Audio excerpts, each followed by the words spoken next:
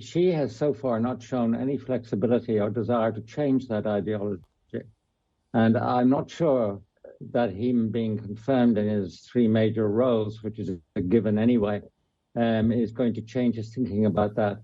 So I would prefer not to believe rumors until I actually see that they are opening up. Now, they may ease certain things like foreign travel, but it's not a general opening up. You only have to look at the Apple saga or Foxconn saga to see that. So I would put down another pointer, which is this is a part of ideology, not a part of pragmatic politics at the moment.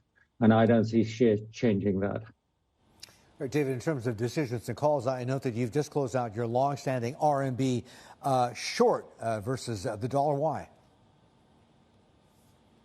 Well, because we hit the target, which we said we would do it at. And remember, we put this on at the beginning of the year or before.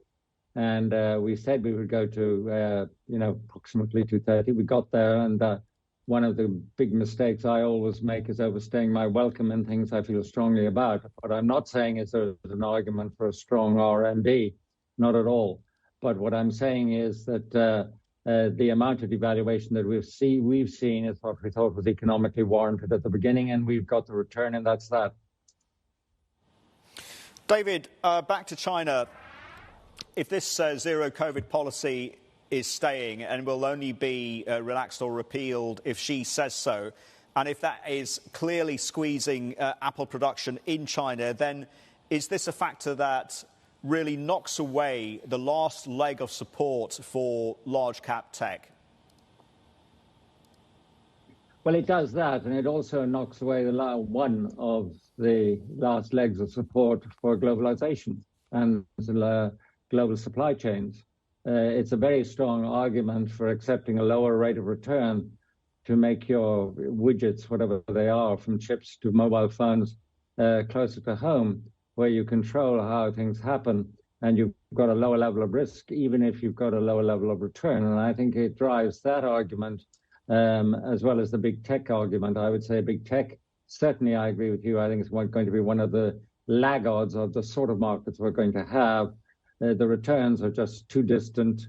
They vary too much depending on what the discount rate or the interest rate you use to discount future profits is.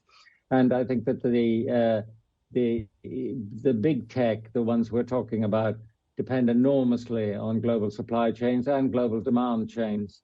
And as you know, I see the world splitting into three mutual detesting blocks, the kind of a Russian-China bloc, and then the Western democracy, I put Western in inverted commas, and then the indifferent of India, Brazil, and countries like that stand on the sidelines and says, try and stay neutral, in a sense saying a curse on all your houses.